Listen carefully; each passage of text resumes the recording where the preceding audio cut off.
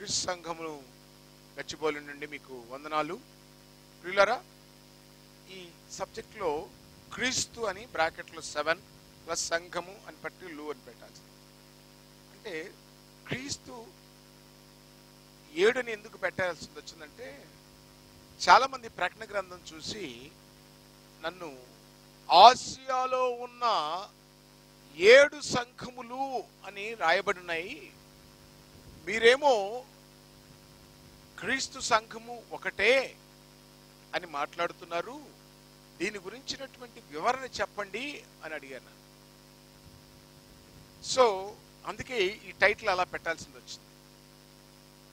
క్రీస్తు సంఘము,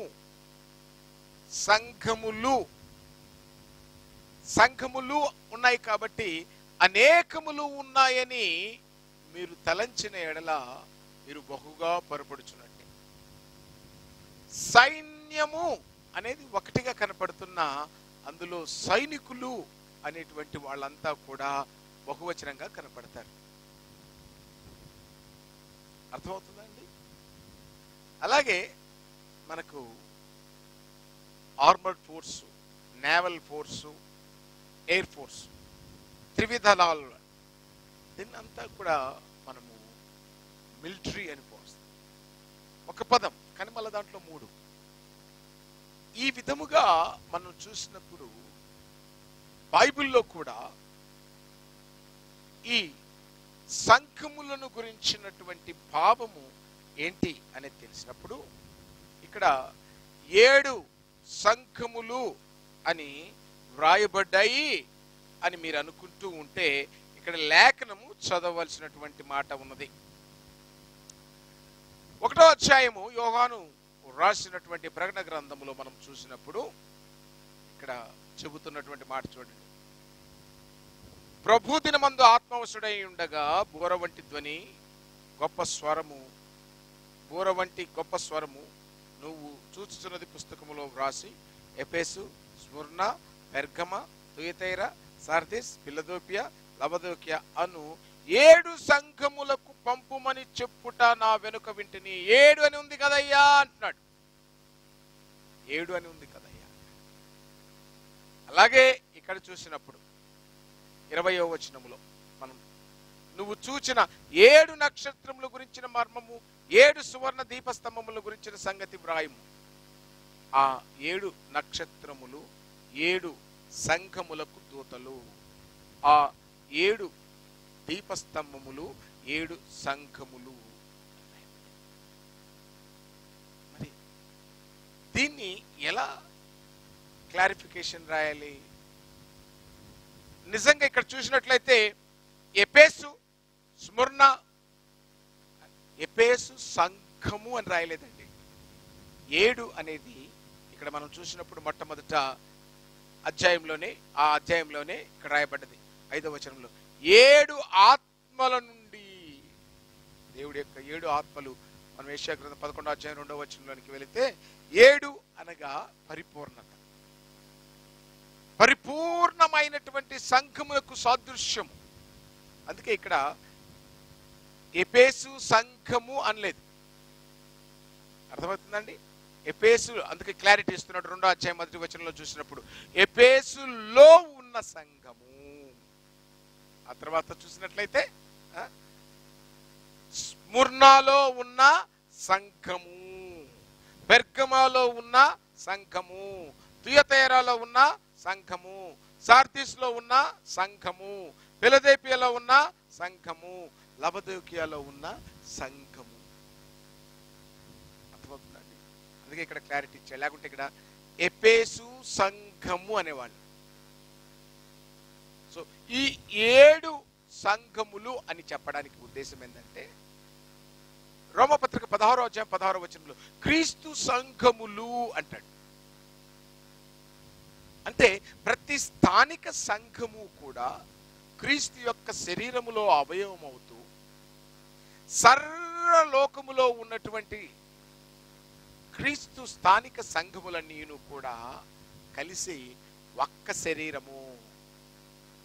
అలా చెప్తున్నా, 7 సంఘాలు కాదు, అర్థమవుతుందండి? 7 అనగా పరిపూర్ణమైన క్రీస్తు యొక్క శరీరము. సంఘము అనగా శరీరము. ఎక్కడ రాయబడ్డది?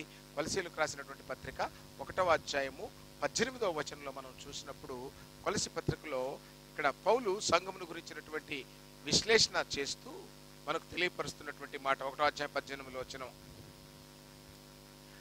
సంఘము అను శరీరమునకు ఆయన శిరస్సు. సంఘము అనే శరీరమునకు ఆయన శిరస్సు అయినాడు. మరి శరీరం ఎవరు అంటే సంఘము. సంఘం ఎవరు అంటే మనం. ఎక్కడ రాయబడ్డది? రోమీలకు రాసినటువంటి పత్రిక మనం చూసినప్పుడు, ఇక్కడ రోమీలకు రాసినటువంటి పత్రికలో మనకు చెప్పబడినటువంటి మాట, మనమే ఆయన యొక్క సంఘము. మనందరము we all together. 12వ అధ్యాయం 5వ వచనములో, అనేకులమైన మనము క్రీస్తులో ఒక్క శరీరముగా ఉన్నాము. దీన్ని కొరింథీ పత్రిక 12వ అధ్యాయం 27వ వచనంలో కూడా అనేకులమైన మనము ఆయనలో ఒకటిగా కనపడుతూ ఉన్నాము అని చెప్పబడినటువంటి మాట మనం చూస్తున్నాము. కాబట్టి ప్రియులారా, ఇక్కడ సంఘం అనేదేదో ఇప్పుడు అనుకొని ఇప్పుడిప్పుడుగా చాలా మంది చెప్పినట్టు, యేసుక్రీస్తు ప్రభువారు ఈ లోకానికి వచ్చినప్పుడు ఆయన యూదులు పట్టుకొని ఆయన నమ్మలేదు, సిలువేశాడు, కాబట్టి ఆయన రాజ్యం స్థాపించలేకపోయాడు. ఇక మళ్ళా వస్తాడు రాజ్యం తీసుకొని, అప్పుడు రాజ్యం స్థాపిస్తాడు. అందుకే పాట రాశాం, యేసు రాజుగా వచ్చుచున్నాడు, భూలోకమంతా తెలుసుకుంటారు. ఇప్పుడు రాజు కాదు ఆయన. సో ఎలా మాట్లాడుతున్నారు? సంఘము అంటే మనము. మనమంటే ఎవరము అంటే, మనము అనగా బైబిల్ చెప్తున్నటువంటి మాట 1 పేతురు పత్రిక 2వ అధ్యాయం 9వ వచనం, కొలసీలకు రాసినటువంటి పత్రిక 1వ అధ్యాయం 13వ వచనములో, చీకటిలో ఉన్నవారము, పాపములో ఉన్నవారము, బంధకములో ఉన్నవారము, దేవునికి దూరస్తులము, దేవుని ఎరుగని ప్రజలము.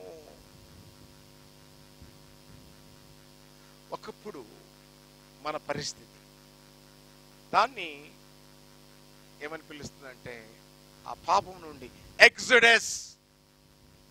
430 సంవత్సరాల బంధకంలో ఉన్న వాళ్ళను ఎగ్జడస్ నిర్గమనము.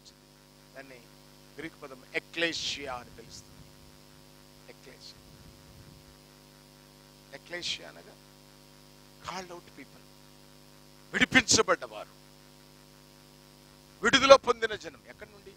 పాపములో నుండి, బంధకములో నుండి, దరిద్రతలో నుండి. అందుకే యేసుక్రీస్తు లోకానికి వచ్చినప్పుడు ఆయన ప్రవచనం చెప్పినప్పుడు చెప్తాడు, నేను చెరలో ఉన్నటువంటి వారిని. ఇంకా మంచి మాట ఒకటి మత్తయి సువార్తలో కనపడుతుందండి. ఆయన రాగానే ఆయన చెప్తాడు, జెబులూను నఫ్తాలి అనేటువంటి చీకటి మరణ ఛాయలో కూర్చున్నటువంటి వారు గొప్ప వెలుగును చూచిరి అనేటువంటి మాట మనకి ఇక్కడ కనపడతా ఉంటుంది. ఎందుకు? ఆయన ఎప్పుడైతే వచ్చాడో, ఆయన రాగానే ఆ చీకటి వెళ్ళిపోయింది, ఆ మరణము వెళ్ళిపోయింది, ఆ యొక్క పాపము వెళ్ళిపోయింది. ఆయన రాగానే మనుషుల జీవితాల్లో ఒక గొప్ప వెలుగు వచ్చింది అని చెబుతూ ఉన్నాడు ఇక్కడ.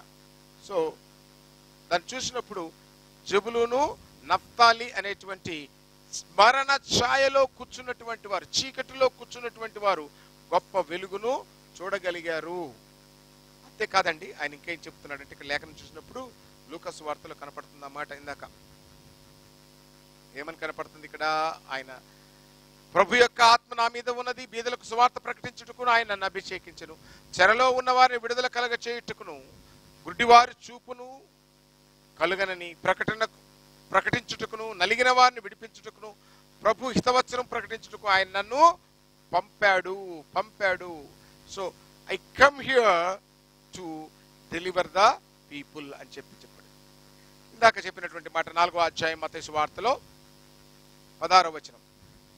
ఆయన వచ్చిన జెబులూను దేశమును, నఫ్తాలి దేశమును, యోర్దాను కావాలన్న సముద్ర తీరమున అన్యజనులు నివసించు గలిలయు చీకటిలో కూర్చుండి ఉన్న ప్రజలను గొప్ప వెలుగును చూచిరి.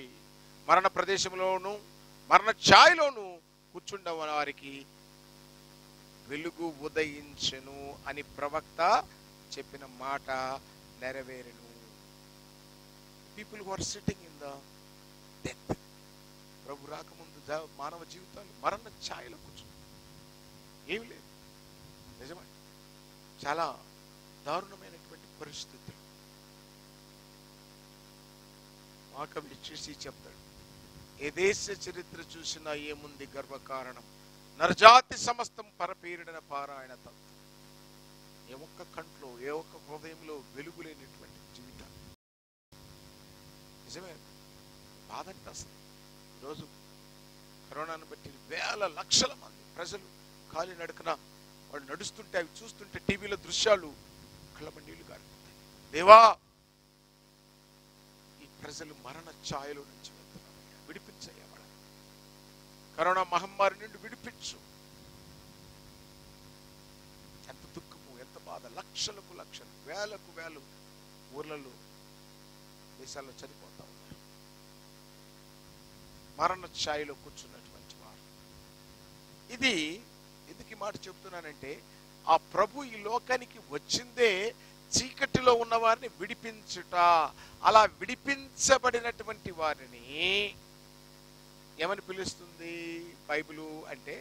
ఎక్లేషియా అంటే కాల్డ్ అవుట్ పీపుల్, విడిపించబడినటువంటి వారు. వీరిని అందరినీ బైబిలు ప్రకటన గ్రంథము 5వ అధ్యాయం 10వ వచనములో మనం చూసినప్పుడు అక్కడ ఈ లేఖనం ఇలాగ రాయబడినది. ఏమని చెప్తున్నదంటే, ఆయన తన రక్తమిచ్చి, నీవు వధింపబడిన వాడవై నీ రక్తమిచ్చి ప్రతి వంశములోను ఆయా భాషలు మాట్లాడు వారిలోను ప్రతి జనములోను ప్రతి ప్రజలోను దేవుని కొరకు మనుషులను కొని మా దేవునికి వారిని ఒక రాజ్యముగాను యాజకులుగాను చేసితివి. వారు భూలోకమును ఏలుదురు. Note this point please. ఇంకా రాజ్యము రాలేదు, రాజ్యము రాలేదు అనేవారులారా, క్రీస్తు సంఘము అంటే క్రీస్తు రక్తము పెట్టి కొనబడినటువంటి వారి సమూహము దేవుని రాజ్యము.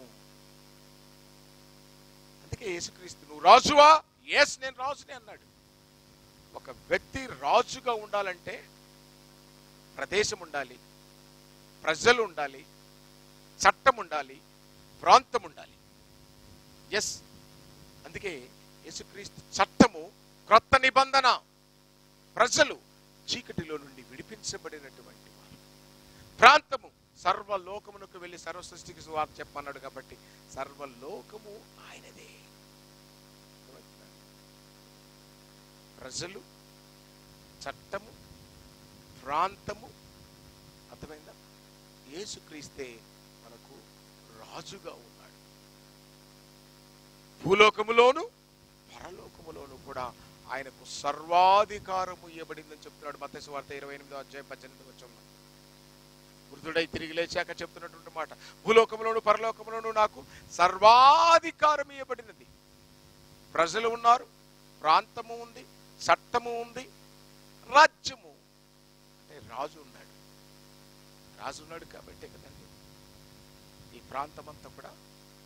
సో ఇక్కడ క్రీస్తు సంఘము అనేటువంటి మాటకు అర్థం ఏంటంటే కాల్డ్ అవుట్ పీపుల్ను, వారిని ఆయన రక్తమిచ్చి కొని అనేకులకు విమోచన క్రయధనముగా ఆయన తన రక్తమిచ్చి అమూల్యమైన రక్తముతో మనల్ని కొన్నాడు. కొనుట వలన మనము ఆయనకు ప్రజలైనాము, దేవునికి రాజ్యమయ్యాము. అందుకే యేసుక్రీస్తుని లూకా సువార్త 17వ అధ్యాయంలో 20వ వచనంలో పరిసయ్యులు ఒక మాట అడుగుతారు, దేవుని రాజ్యం ఎప్పుడు వచ్చునో మొదకుడా చెప్పు అన్నాడు. దేవుని రాజ్యము ప్రత్యక్షంగా రాదు మీరు అనుకున్నట్టుగా. ఇప్పుడు ఢిల్లీలో మన ముఖ్యమంత్రి గారు, మన ప్రధానమంత్రి గారు, ఇక్కడ మన ముఖ్యమంత్రి గారు ఉన్నట్టు అసెంబ్లీ పార్లమెంట్లో వచ్చి కూర్చుండేది ఏముండదు. ప్రత్యక్షముగా అంటే లైవ్గా నువ్వేం చూడలేవు. అందుకు ప్రభువే అంటే తండ్రి అయిన దేవుడే తన కుమారుని యందు ఒక నిత్య సంకల్పం చేశాడు. ఆ నిత్య సంకల్పం ఏంటంటే యెషయా గ్రంథము 62వ అధ్యాయము, సరే 62, 61 అనుకుంటాను.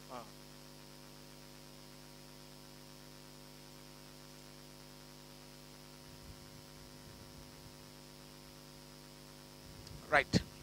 ఇక్కడ 62వ అధ్యాయంలో మనం చూసినప్పుడు 2వ వచనంలో యెహోవా నియమింపబోవు క్రొత్త పేరు నీకు పెట్టెదను అన్నాడు. అంతేకాకుండా యెషయా గ్రంథము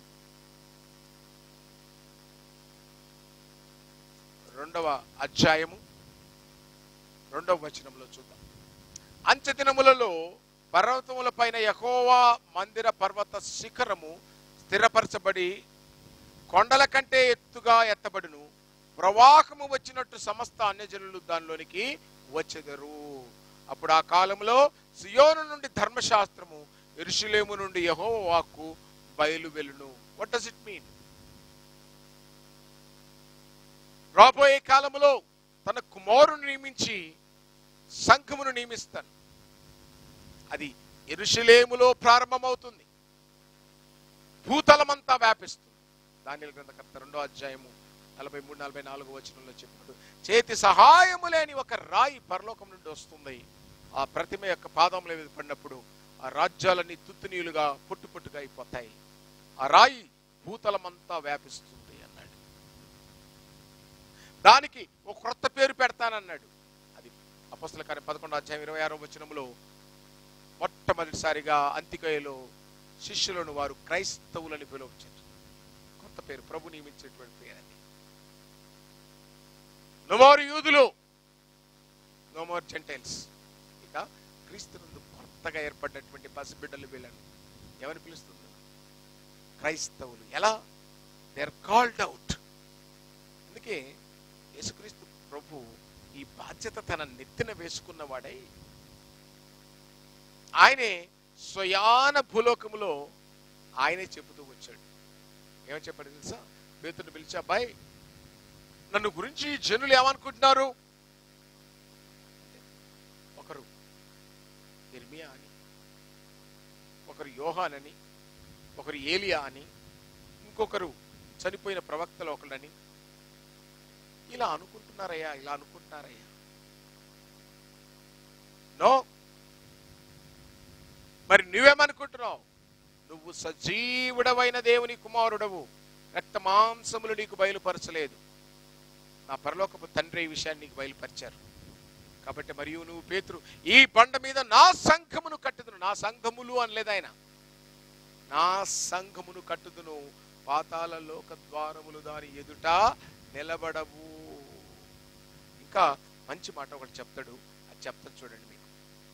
క్రీస్తు సంఘమా, ఇలా మిమ్మల్ని ఇబ్బంది పెట్టేటువంటి వారి గురించి మీరు బైబిల్ వాక్యములను బాగా నేర్చుకుంటే కానీ వారిని నిజంగా వాక్యం చేత ఖండించాలి, బుద్ధి చెప్పాలి, వాళ్ళను స్థిరపరచాలి. లేకపోతే ఉదరుబోతులు అంటారు, వాళ్ళను వదరుబోతులు వదిలినట్టు వదులుతారు. ఇక్కడ అంటున్నాడు చూడండి 18వ వచనం, ఈ బండ మీద నా సంఘమును కట్టుదును, పాతాళలోక ద్వారములు దాని ఎదుట నిలువ నేరవని నేను నీతో చెప్పుచున్నాను. పరలోక రాజ్యము యొక్క తాళపు చెవులు నీకిచ్చెదను.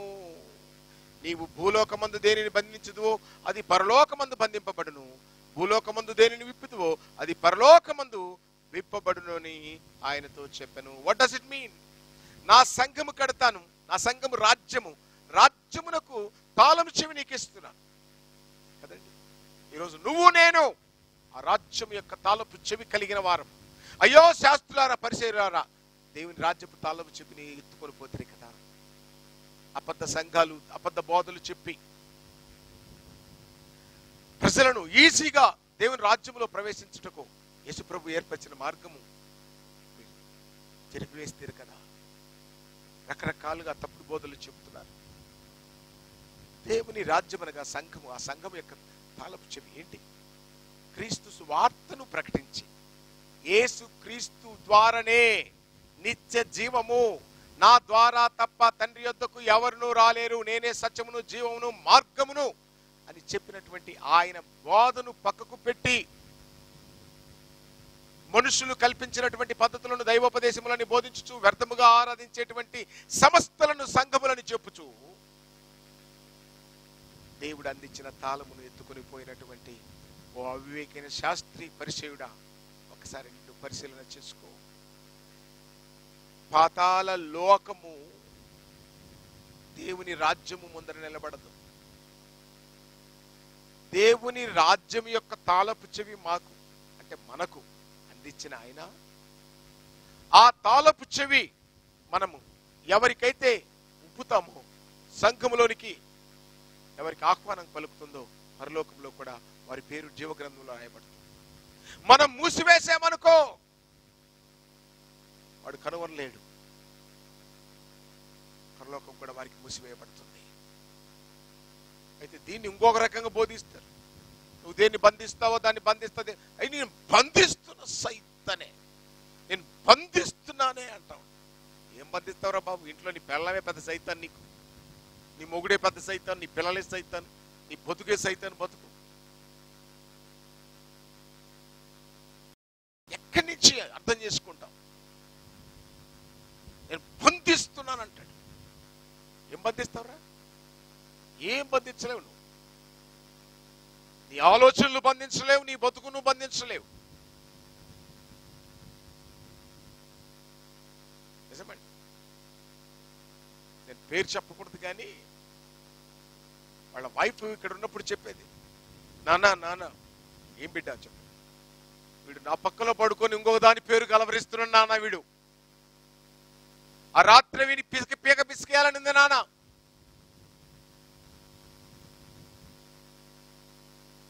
ఏం చెప్తాం వాళ్ళకు? మళ్ళీ పెద్ద బోధకాలు లాంటి వాళ్ళు. ఇప్పుడు అర్థం చేసుకోండి, లేఖనం చెబుతుంది పరలోకపు రాజ్యము. పరలోక రాజ్యం అంటే ఇక్కడ ఏం చెప్తున్నాడు చూడండి. ఇక్కడ ఏమని? ఇదిగో పరలోక రాజ్యం యొక్క తాళపు చెవులు నేను నీకు ఇస్తాను. అయితే యేసుక్రీస్తు దగ్గర ఏ తాళం ఉందో చూద్దాం.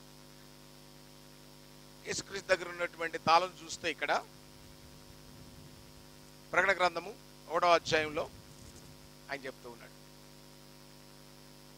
నేను మొదటివాడును కడపటివాడును జీవించేవాడును మృతుడనైతిని కానీ ఇదిగో యుగములు సజీవుడనై ఉన్నాను. మరణము యొక్కయు పాతాళము యొక్కయు తాళపు చెవి నా స్వాధీనములో ఉన్నది. ఈరోజు దేవుని రాజ్య సువార్తను ప్రకటించి పరలోక రాజ్యము నువ్వు ప్రజల కొరకు విప్పితే ఆయన దగ్గర ఏ తాళం ఉన్నదంట? పాతాళము యొక్కయును మరణము యొక్కయు తాళము కలిగి ఉన్నది. కాబట్టి ఇదిగో నేను మృతుడనైతిని, తిరిగి లేచాను. పాతాళపు తాళపు చెవి నా దగ్గర ఉంది, మరణం యొక్క తాళపు చెవి నా దగ్గర. ఓ క్రైస్తవుడా, నువ్వు యేసుని వెంబడించిన వాడివైతే ఆ తాళము ఆయన దగ్గర ఉంది. కాబట్టి ఆయన నిన్ను ఆ తాళం తెరిచి నిన్ను పాతాళంలోనికి మరణంలోనికి నెట్టడు. ఎందుకనగా యేసును నువ్వు ధరించుకున్నావు. కాబట్టి యేసుని ఎక్కడ ధరించుకుంటావు అంటే సంఘములో. ఎలా ధరించుకుంటావు? ఆయన మాటలు విని. అంటే మనము అపోస్తల కార్యం 2వ అధ్యాయంలో మనం చూసినప్పుడు అద్భుతమైనటువంటి వర్తమానం పేతురు చెప్తాడు. పెంతెకొస్తే నాడు దేవుడు నజరేయుడైనటువంటి యేసు చేత అద్భుత కార్యములు ఆశ్చర్యక్రియలను జరిగించాడు. ఆయన వలన మెప్పు పొందిన వాడిగా అనేకమైన సూచక క్రియలు చేశారు. అయితే మీరు మీ దుర్మార్గమైన చేష్టల చేత, మీ అసూయ చేత, మీ జల స్పిరిట్ చేత సజీవుడైనటువంటి వాడిని, నిర్దోషుడైనటువంటి వాడిని పాపుల చేతికి అప్పగించి సిలువ వేసి చంపారు. కానీ ప్రభు దేవాది దేవుడు ఆయన మరణమును అప్పగించలేదు. పాతాళంలో ఆయన వెలువడి ఆ పరిశుద్ధుని కుళ్ళు పట్టనీయలేదు. ఆయనకు జీవ మార్గము తెలిపిన వాడు కనుక మరణము నుండి లేపి ఆయన కుడి పార్శ్వమును కూర్చోబెట్టుకున్నాడు. మీరు ఇది తెలియక చేశారు. మీరు సిలువ వేసిన ఈ యేసును దేవుడు క్రీస్తుగాను ప్రభుగాను నియమించాడు. అంతటా వారి హృదయములో వారు నొచ్చుకొని, అయ్యా మేమేమి చేతుమని అడగ్గా మీరు మారు మనసు పొంది పాప క్షమాపణ నిమిత్తం ప్రతివాడు యేసుక్రీస్తు నామములో బాప్టిజం పొందండి అన్నాడు. ఇదిగో పేతురు తాళం చెవి తెరిశాడు పరలోక రాజ్యానికి, సంఘమునకు, క్రీస్తు సంఘమునకు. రండి రండి ప్రజలారా, ఇదిగో మీ ప్రాంతంలో ఉన్నటువంటి క్రీస్తు సంఘాలను మీరు నింపండి. ఈ లాక్డౌన్ కొన్ని రోజుల తర్వాత మనం అందరం కలుసుకుంటాం. అందరం కూర్చొని అద్భుతమైన ఆరాధన చేస్తాం, స్తుతి చెల్లిస్తాం, మహిమ చెల్లిస్తాం. ఇంత కష్ట పరిస్థితుల్లోనూ కూడా ప్రపంచమంతా కూడా దేవుణ్ణి మర్చిపోకుండా ఆరాధన చేస్తాం. ఆయన లోనికి రావాలన్నప్పుడు ఆయన బాప్టిజము వలన క్రీస్తులో పాతి పెట్టబడుట వలన క్రీస్తును ధరించుకున్నాం. క్రీస్తు మరణించి లేచి ఏమన్నాడు? పాతాళ లోకపు తాళపు చెవులు, మరణం యొక్క తాళపు చెవులు 2 నా దగ్గర ఉన్నాయంటున్నాడు. ఇక క్రీస్తు పాతాళానికి వెళ్ళడు, క్రీస్తు మరణంలోనికి వెళ్ళడు, అగ్నిగుండంలోనికి వెళ్ళడు. కాబట్టి మనము వెళ్ళము. ఓ క్రీస్తు సంఘమా, క్రీస్తు సంఘములు అంటే దాని అర్థం శరీరములోని అవయవములు. అవయవములు అంటున్నాం. అవయవములు అయినా కూడా శరీరము ఒక్కటే. స్థానిక సంఘములన్నీయును కలిపి క్రీస్తు సంఘము. కాబట్టి ఆలోచన చేయండి. ఎందుకు ఈ మాటలు చెప్పాలనుకున్నానంటే, నేడు 7 సంఘాలు అని చెబుతున్నారు అక్కడ. కానీ ప్రభు అక్కడ రాయించాడు 2వ అధ్యాయంలో ప్రకటన గ్రంథంలో, ఎఫెసీలో ఉన్న సంఘము. ఎఫెసీ సంఘము కాదు. చదువుకునేటప్పుడు కళ్ళు పెట్టి చెప్పుకోండి, ఓపెన్ చేయండి. ఎఫెసీ సంఘము కాదు, స్మర్ణ సంఘము కాదు, ఫిలదెల్ఫియా సంఘము కాదు, లవదోకియా సంఘము కాదు. లవదోకియాలో ఉన్న క్రీస్తు సంఘము. అందుకే బైబిల్లో మనము చూసినప్పుడు కొలసీలు రాసినటువంటి పత్రికలో చాలా క్లారిటీగా ఆ స్థానిక సంఘాలన్నీ కూడా ఎవరి సంఘాలు అయి ఉన్నాయనేటువంటిది మనకు చెబుతాడు. కొలసీలకు రాసినటువంటి పత్రిక మనం చూసినప్పుడు, I think it's not Colossians, it's Galatians. గలితీయులకు రాసినటువంటి పత్రిక 1వ అధ్యాయం 22వ వచనంలో, క్రీస్తు నందు యూదయ సంఘము వారికి. యూదయలో ఉన్న సంఘం ఎవరిది అంటున్నాడు ఇక్కడ? క్రీస్తు నందు. ఎఫెసీలో ఉన్న సంఘం ఎవరిది? క్రీస్తుది. ఎందుకు అంటే అక్కడ రాయబడ్డది అపొస్తలుల కార్యం 20వ అధ్యాయం 27వ వచనములో, దేవుడు తన స్వరక్తమిచ్చి సంపాదించిన సంఘము. దేవుడు అనే మాట ఎందుకు వాడాడు ఇక్కడ అంటే, చాలా మంది దీనికి డిఫరెంట్ కామెంటరీ చెప్తారు. But I feel my personal బైబిల్లో నేను చదువుకున్న దాన్ని బట్టి, ఆది యందు వాక్యము ఉండెను, వాక్యము దేవుని యొద్ద ఉండెను, వాక్యము దేవుడై ఉండెను. ఆ వాక్యమే శరీరధారి అయి కృపా సత్య సంపూర్ణుడిగా మన మధ్యలో నివసించను. అలాగే హెబ్రీయులు రాసిన పత్రిక 2వ అధ్యాయం 14వ వచనంలో, ఆ పిల్లలు రక్తమాంసములు కలిగిన వారైన మరణం యొక్క బలము కలిగిన వాడిని, అనగా అపవాదిని మరణము ద్వారా జయించి నిమిత్తమై ఆయన రక్తమాంసములలో పాలివాడాయను. తద్వారా ఆయన మరణమును జయించి, అంటే ఆయన రక్తమును చిందించి మరణము నుండి భయపడే మనలను ఆయన మరణము ద్వారా మనలను రక్షించాడు. అందుకే హెబ్రీ 10:5లో ఆయన ఈ లోకమందు ప్రవేశించినప్పుడు ఇలాగున సెలవిస్తున్నాడు, బలియు అర్పణ నువ్వు కొరలేదు, కానీ నాకు ఒక శరీరమును అమర్చావయ్యా. పూర్ణ హోమములు పాప పరిహార్థమైన బలులు మీకు ఇష్టమైనవి కాదు. ఇదిగో దేవానే నీ చిత్తము నెరవేర్చవచ్చాను. రక్తము చిందించకుండా పాపము క్షమాపణ కలదని సామాన్యముగా చెప్పవచ్చు. ఎడ్ల యొక్క మేకల యొక్క రక్తము పాపమును తీసివేయుట అసాధ్యము. కాబట్టి యేసు రక్తము, పరిశుద్ధమైనటువంటి రక్తమును చిందించి మనల్ని అందరినీ కొని ఆయన రాజ్యములో తండ్రికి ఒక రాజ్యముగాను యాజకత్వం చేశాడు. అవునండి, దిస్ ఇస్ ట్రూ.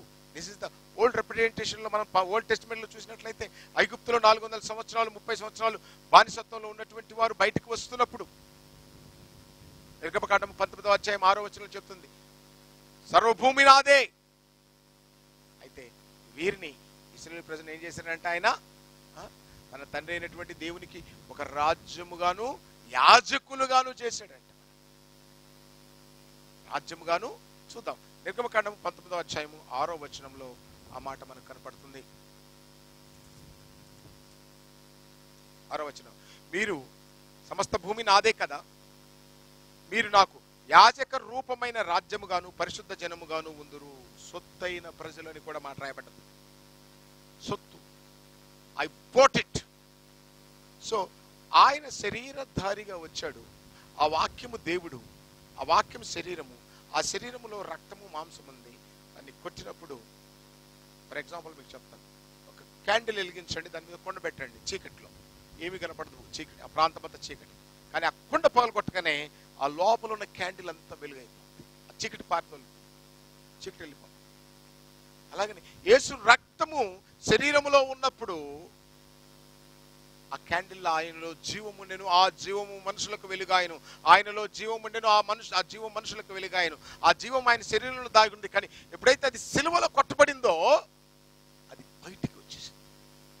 సాతానుడు ఆ జీవాన్ని ఆపే శక్తి లేదు, ఆ వెలుగును ఆపే శక్తి లేదు. వాడు ఓడిపోయాడు. పాపులమైన మన మీద వాడికి అధికారం ఉన్నది, కానీ పరిశుద్ధుడైన దేవుని మీ కుమారుడి మీద అధికారం లేదు. కాబట్టి ఒక అడుగు ముందుకేసి వాడు చేసినటువంటి దానికి వాడు అనుభవించాల్సి వచ్చింది. He lost the kingdom. And now Jesus Christ తన రక్తం ఇచ్చి అందరినీ కొన్నాడు. కొని ఏం చేశాడంట? ఆయనకు ఒక రాజ్యం, యాజక రూపమైన రాజ్యం. అందుకే క్రీస్తు సంఘములో ఉన్నటువంటి ప్రతి ఒక్కడు రాజు, యాజకుడు. బుద్ధి లేని మూర్ఖులు మేము పాస్టర్లం, మేము బిషప్లం, మీరు విశ్వాసులు, ఇంకా ఎన్ని రోజులు మోసం చేస్తారు ప్రజలను? ఇక్కడ నిలబడ్డప్పుడు చెప్తారు మనమందరము రాజులైన యాజకులం అంటాడు, మళ్ళీ నేను పాస్టరు అంటాడు. మరి నీకు బోధించే జ్ఞానం ఇచ్చాడు, నువ్వు బోధించావు. ఒకటికి ఊడ్చే జ్ఞానం ఇచ్చాడు, ఒకటి వండే జ్ఞానం ఇచ్చాడు, ఒకటికి కెమెరా తీసే జ్ఞానం ఇచ్చాడు. But all the people are same in the kingdom of the god. But everybody, నువ్వు వంట చేస్తున్నానని నేను వంట వండి అయిపోయాను అనుకోకూడదు. నేను కెమెరా తీస్తున్నాను కాబట్టి నేను కెమెరా వండి అనకూడదు. నీ పని కెమెరా అయిపోయినాక మళ్ళా దేవుని యొక్క వాక్యమును ప్రకటించబద్దుడు అయి ఉన్నావు. నువ్వు చాపలేసే ఊడ్చావు, ఆ బాధ్యత అయిపోయినాక మళ్ళీ ప్రచురించే బాధ్యత నీకుంది. రాజువు, యాజకుడు. రాజు పరిపాలన చేసేవాడు, దేని మీద? పాపమును పరిపాలన చేసేవాడు. యాజకత్వం దేవుని యొక్క ధర్మశాస్త్రమును, అంటే కొత్త నిబంధన. ధర్మశాస్త్రం అంటే పాతది కాదండి, కొత్త నిబంధన కూడా ఒక ధర్మశాస్త్రమే. ధర్మశాస్త్రం అంటే అది కాదు, దేవుని చట్టము అని అర్థం. కొత్త నిబంధన చట్టమును బోధించేటువంటి బాధ్యత నీ మీద కూడా ఉన్నది.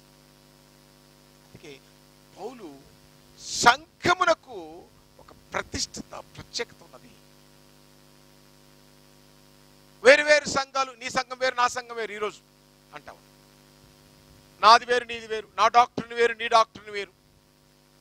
పౌలు ఒక లెటర్ రాసి అన్ని సంఘాలు చదివించుకోండి, అందరికి ఇదే డాక్టర్, ఒకటే సంఘము, ఒకటే బోధ. ఎఫెసీ 4:4 ఒకటే దేవుడు, ఒకటే ప్రభు, ఒకటే ఆత్మ, ఒకటే నిరీక్షణ, ఒకటే విశ్వాసము. అర్థమవుతుందా అండి? ఒకటే శరీరము, ఒకటే బాప్టిజము. Everything one, all in one in Christ. Okay, సమస్తము క్రీస్తు ద్వారా, క్రీస్తు నుండి, క్రీస్తులో కావాలనే దేవుడు ఆశపడుతున్నాడు. అందుకే విచిత్రం ఏంటో తెలుసా? The devilish act. The devil want division. బోధ కూడా డివిజన్ చేసేసాడండి. నిజం, ఎంత బాధ అనిపిస్తుంది అంటే, అందరూ క్రీస్తు సంఘాలే అని చెప్పుకుంటారు. ఈడొక బాధ చెప్తాడు, ఆడొక బాధ చెప్తాడో చెప్తాడు. అపోస్తుల బాధ ఇదిరా అని చెప్పి ఎవడు చెప్పాడు. వాడిని వివేచించేటోడు కూడా లేడు. గుడ్డి గుర్రాన్ని ఎక్కిన వాళ్ళు, గుడ్డోడు గుడ్డోళ్ళకి దావ చూపిస్తే గుడ్డలు పడ్డమే. నిజమా? మొన్న గుడ్డోడు 666 ముద్ర అంటే అది నీరో చక్రవర్తి, నీరో అని చెప్పగానే గుడ్డిగా. నిజంగా అపోస్తులు అది చెప్పారా? 10 minutes tomorrow I'm going to teach that. 666 Mudra 15 నిమిషాలు నేర్చుకోవడం. 15 నిమిషాలు సొల్లు కబూర్లు చెప్పకూడదు. అపోస్తుల బోధ స్ట్రైట్ గా ఉంటుంది, స్ట్రైట్ మాట. బైబిల్ టు బైబిల్ చెప్పాలి. బైబిల్లో లేని చెప్పకూడదు, బైబిల్లో సంఘం యొక్క సంఖ్య, అది ఒక మనుషుని సంఖ్య, ఆ మనుషుడు, వాడి పేరు, వాడికి ఇది, వాడి గొట్టము గోసి, వాడి నుంచి దేవు ఏదో చెప్పుకొచ్చాడు, ఎవడో చెప్పాడు బిఓఏ ప్రసన్న బాబు. ఆ మనుష్యుడు నీరో, వాడిని హెబ్రూలో ఇట్టంటారు, వాడిని లాటిన్లో ఇట్టంటారు. అదంతా ఏం లేదడ, ఏముండదు, స్ట్రైట్గా ఉంటుందండి. కేక్ కోసినట్టు ఉంటుంది అపోస్తుల బోధ, కన్ఫ్యూజన్ ఉండదు. నువ్వు పెద్ద మేధావిలా, మేతావే, నువ్వు మేధావి కాదు రోయ్, మేత ఆవి, మేత ఆవి, ఆవు మేత మేసి ఎద్దు బర్రెవు నువ్వు. ఎందుకంటే క్రీస్తు సంఘము చూడండి, 7 సంఘములు అంటున్నాడు ఎవడో వచ్చి నా దగ్గర. ఎఫెసీ సంఘము, స్ముర్నా సంఘం, అని ఎఫెసులో యూదయలో ఉన్న క్రీస్తు సంఘము. What to do? What can we understand? అందుకే పౌలు ఈ క్రీస్తు సంఘం యొక్క విశిష్టతను చెబుతూ ఉన్నాడు. మనం చూసినట్లయితే ఎఫెసీయులకు రాసినటువంటి పత్రిక 3వ అధ్యాయం 8 నుండి 11 వచనాలు. దేవుడు మన ప్రభు అయిన క్రీస్తు యేసునందు చేసిన నిత్య సంకల్పము చొప్పున పరలోకంలో ప్రధానులకు అధికారులకు సంఘము ద్వారా తన యొక్క నానా విధమైన జ్ఞానం ఇప్పుడు తెలియబడవలనని ఉద్దేశించి, దేవుని జ్ఞానము, సంఘమును దేవుని జ్ఞానం నేర్పించాలి. సొల్లు కబుర్లు, అబద్ధాలు, మీరు డబ్బులు ఇవ్వండి మీకు మంచి జరుగుతుంది, మీరు డబ్బులు ఇవ్వండి మేము అడక తింటున్నాం, మీరు డబ్బులు ఇవ్వండి మా పిల్లల్ని చదివించుకుంటాం. నాకు ఏసన్ గారు చెప్పిన మాట బాగా గుర్తొస్తాయండి. మరి పంచర్ వేసుకొని బతుకురో పోయి రోజుకు ఒక 200-300 సంపాదిస్తాం. ఈ మధ్యన అడిగితే వాడు 500 కూడా సంపాదిస్తున్నాడు. 15,000-20,000 వచ్చేస్తుంది ఆదిగా.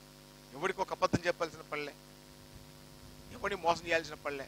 హాయిగా నీ పిల్లల్ని చదివించుకోవచ్చు, హాయిగా మీ బిడ్డలు కారులో తిప్పుకోవచ్చు, హ్యాపీగా ఉంటుంది రా. ఎప్పుడు చెప్పిన బాధ్యత.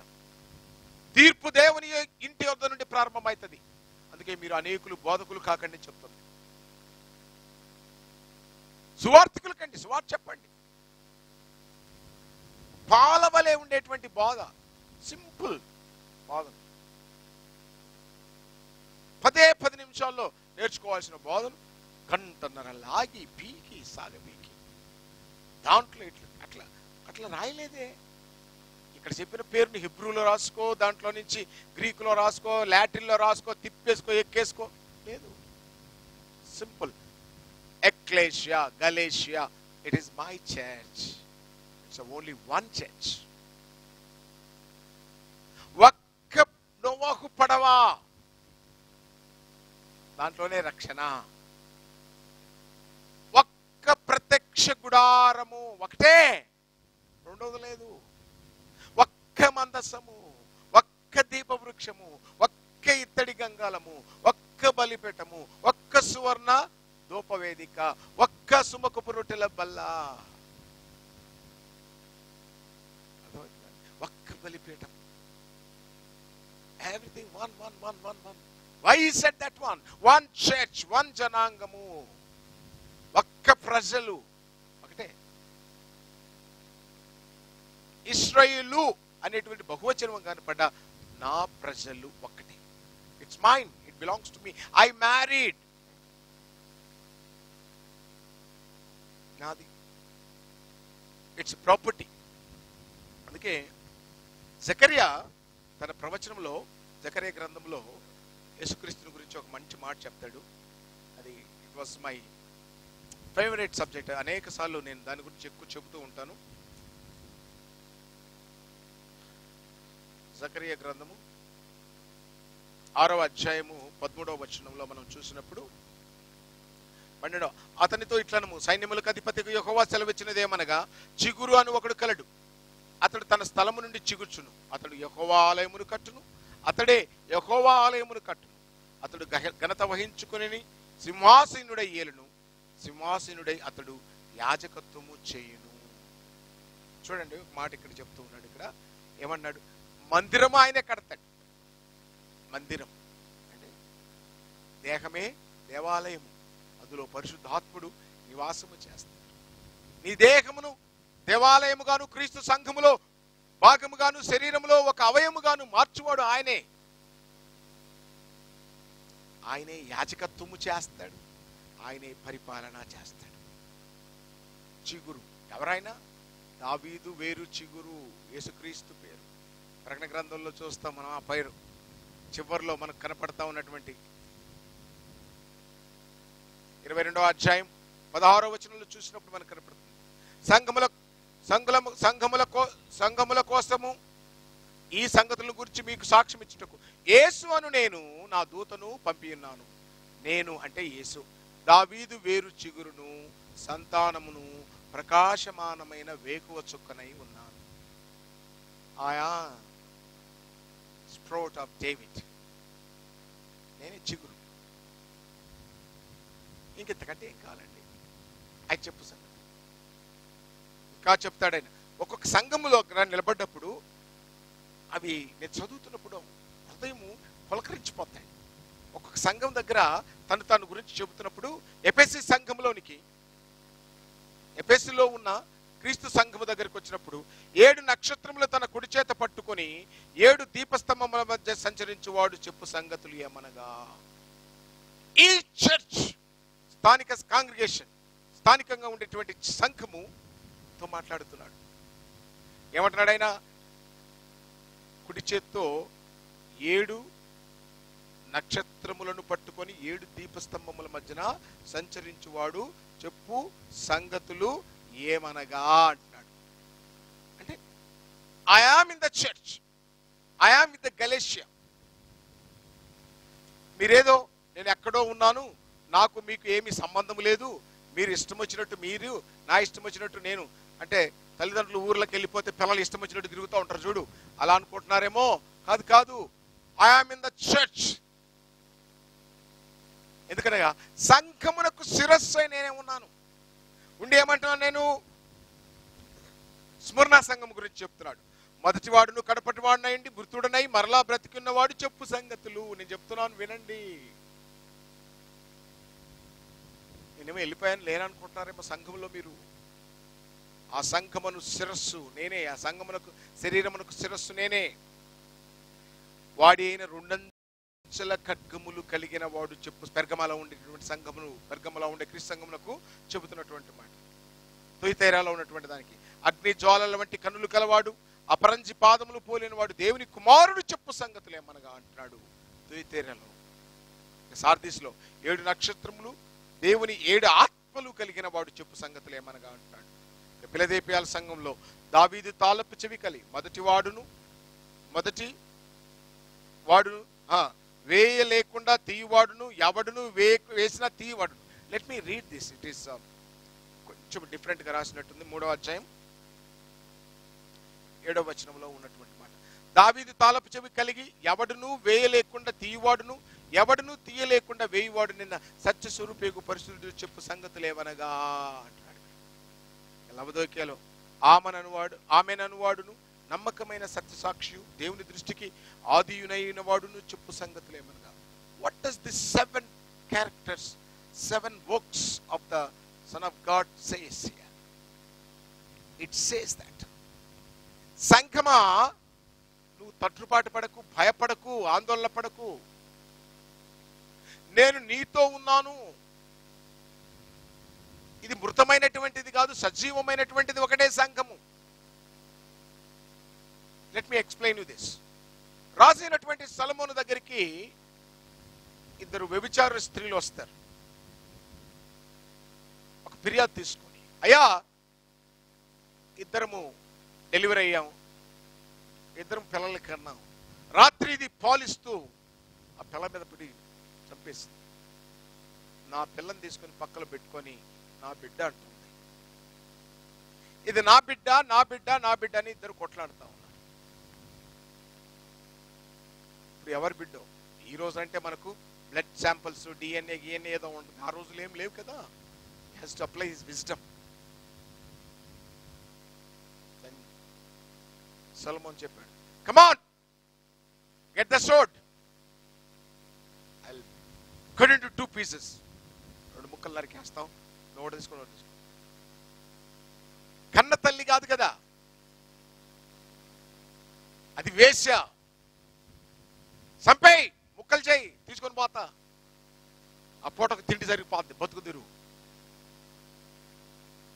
బతుకు తెరువు లేని దుర్మార్గులే సంఘాలను చీల్చేస్తూ ఉంటారు.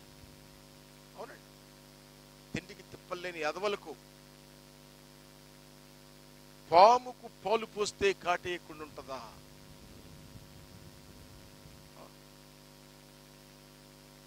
కానీ దేవుడి జ్ఞానం ఎంత బలమైందో చూడండి.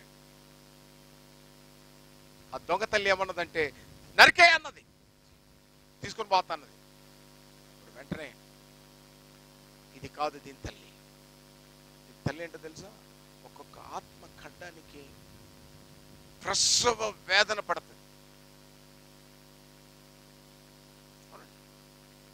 ఇక్కడి నుంచి వెళ్ళినవాడు కృష్ణగాడికి తెలుసు, ఆత్మ కోసము పక్కన డ్రైనేజ్ పోతుంటే కూడా వాళ్ళని గెలవడానికి వాడిని తీసుకుని వెళ్ళేవాడిని. వాళ్ళ దగ్గర కూర్చొని, అక్కడ కింద కూర్చొని, అప్పుడు వాడు కూడా నాతో కూర్చొని అక్కడ కూర్చొని వాళ్ళు అన్నం పెడితే అన్నం తిని ఆత్మని గెలుచుకున్నాం. ఇక్కడ బ్యాప్టిజం ఇచ్చి యూ హ్యావ్ టు లాస్. అందుకే పౌలు చెప్తాడు, క్రీస్తు ముద్రలు నా శరీరమునందు నేను భరించున్నాను. హింస పెట్టకండి. ఎంత మోకాళ్ళు అరిగిపోయేలా కుట్టలెక్కి శ్రమ పడ్డాం. ఎందుకో తెలుసా? క్రీస్తు చెప్పాడు, మాటలు నిన్నాం, సంఘమునకు చెప్పు మాటలు చెవి గలవాడు వినుగాక. సంఘమా, క్రీస్తు సంఘములు కాదు, సంఘమే.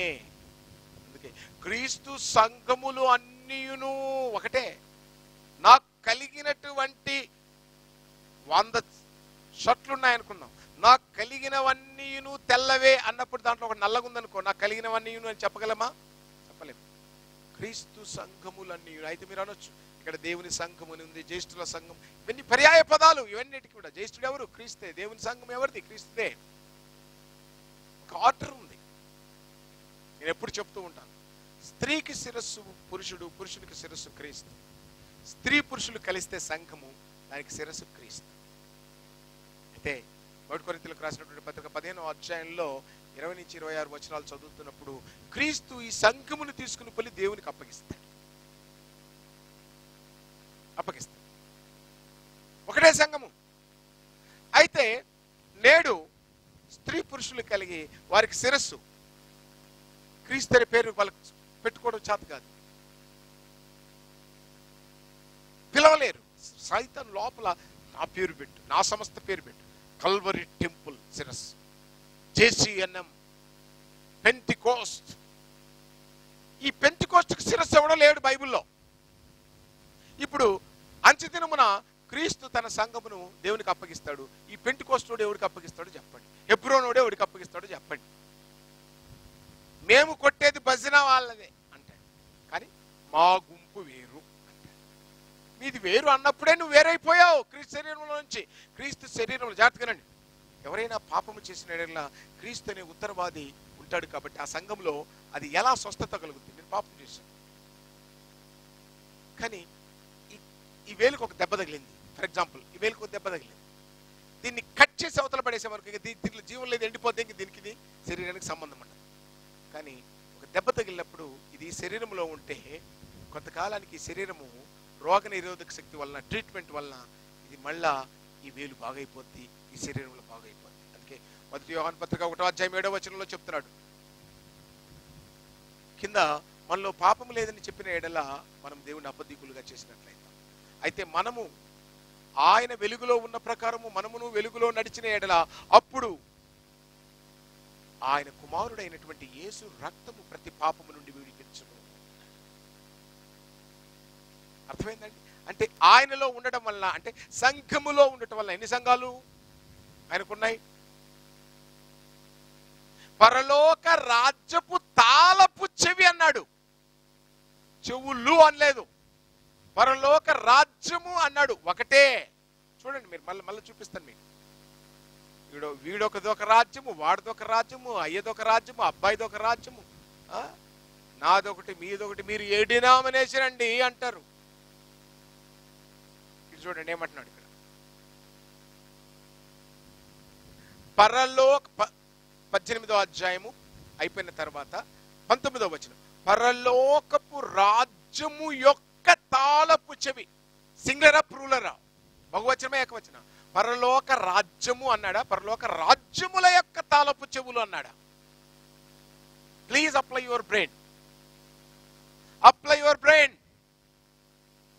ఈరోజు నా డినామినేషన్స్కి వెళ్తున్నటువంటి వారులారా, ఎందుకు మీరు అడగరు ఈ సంఘం ఎవరిది అంటే వాడు చెప్తాడు, నేను 25 సంవత్సరాలు అయింది ఈ సంఘమును స్థాపించంటాడు. బుద్ధి జ్ఞానం ఉందా?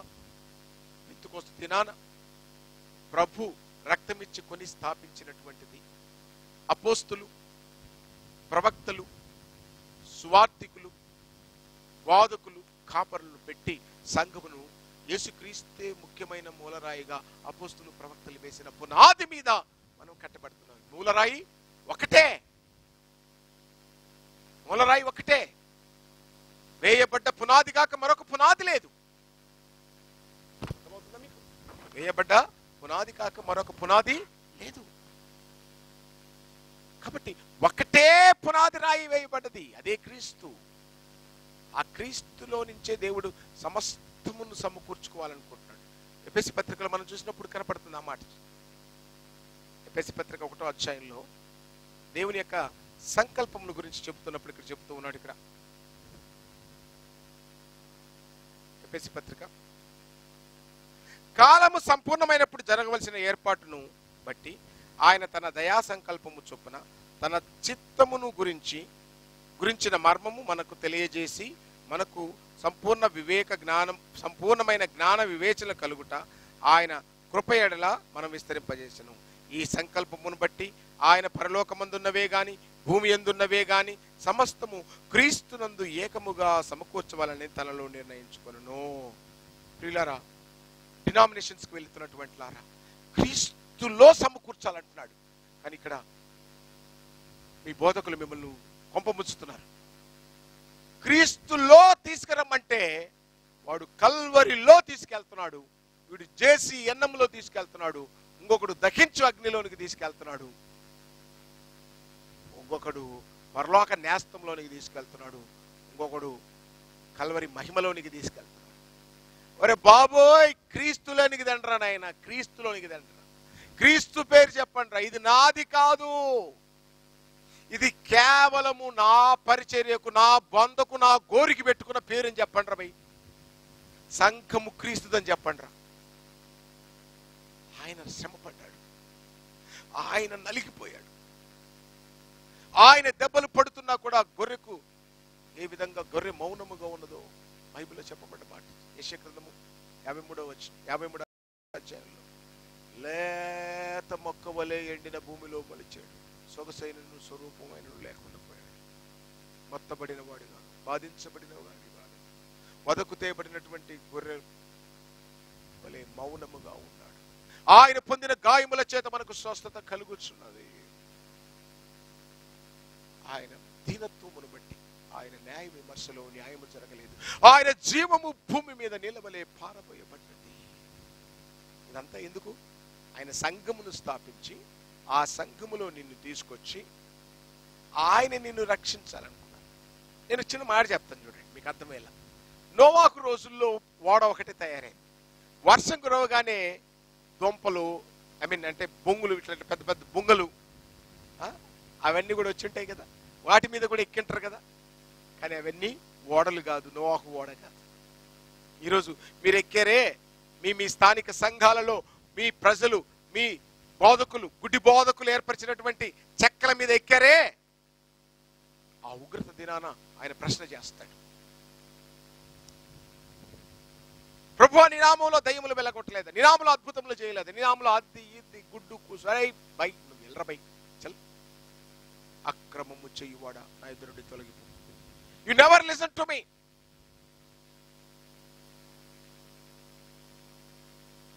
ఈ నా మాటలు విని వాటి చొప్పున చేయువాడు బుద్ధిమంతుని వలె బండ మీద ఇల్లును కట్టిన వాడిని పోలి ఉంటాడు.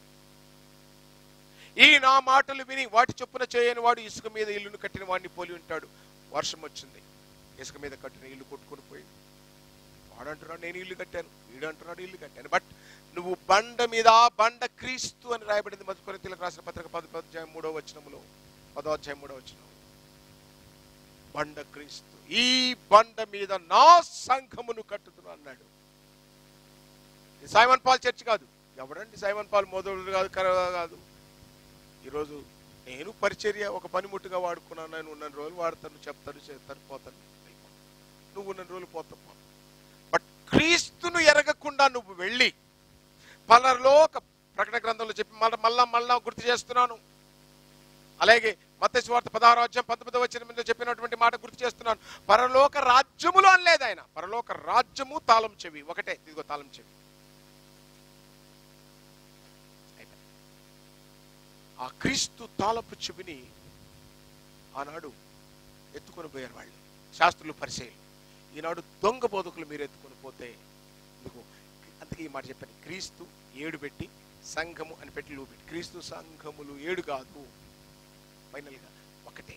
సర్వలోకములో ఆ రాయి, చేతి సహాయము లేని రాయి, రోమా సామ్రాజ్యములోని పరిపాలన ప్రాంతములో ఉన్నటువంటి యెరూషలేము దగ్గర ఉన్నాడు.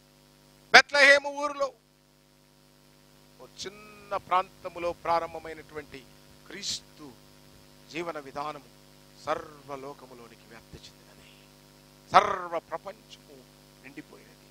నాకు చదివినట్టు యెషయా ప్రవక్త చెప్పినటువంటి ప్రవచనం చూసినప్పుడు ఆ పర్వతముల మీద యెహోవా పర్వతము ఉన్నతము, సర్వ జనులు అన్యులందరూ కూడా అందులో ప్రవేశిస్తున్నారు. ఏం చేద్దాం? ఇంకా మనుషులు కల్పించినటువంటి సంఘాల వైపున చూద్దామా? ఈరోజు ఎవరైనా సరే మన సంఘము స్థాపించంటానే వాడి దగ్గర నుంచి వెళ్ళిపోండి మీరు. వాడు మిమ్మల్ని పరలోకానికి తీసుకెళ్ళలేడు. మనము సంఘము స్థాపించి అన్నాడు అనుకో, బైబిల్ మీద ప్రమాణము చేయకూడదు. కానీ బైబిల్ చూపించి, పరలోకములో ఉన్న దేవుని చూపించి చెప్తున్నాను మీకు. నేను మీతో చెప్పిన మాటలు మీరు వినకపోయిన యెడల ఆ దినమున సొదొమ గొమొర్రా కంటే కూడా మీ పరిస్థితి దారుణంగా మారిపోద్ది.